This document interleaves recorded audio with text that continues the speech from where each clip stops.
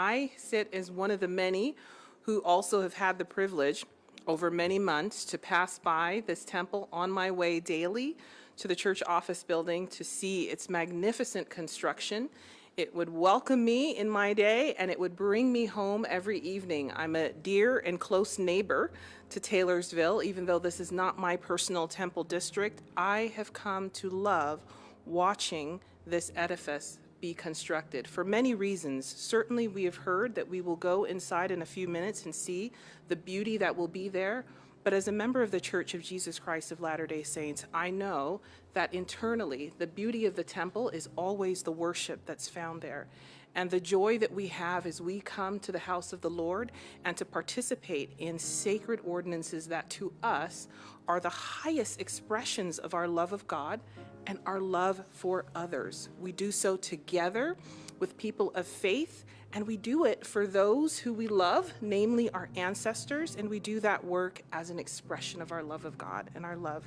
for others. So I'm wondrously joyful that we are now at the beginning of the experience where this temple will be a beacon to invite during the open house season, an opportunity for our friends and communities to come and see why we feel so lovingly and the beauty that is found in our worship here, why we invite our friends to come and see that. And then when it's dedicated, all those in the community who will come to find that peace and joy and hope and the stillness and the quietness that it's found, particularly in a house of the Lord. I'm grateful for the opportunity to be with you today as we get that experience as part of an open house, to come and experience what a temple is for many of its members and why we find particularly that the name that's branded on the front is called a house of the Lord, because in every place we find images of our Lord and Savior Jesus Christ. And we hope that as you tour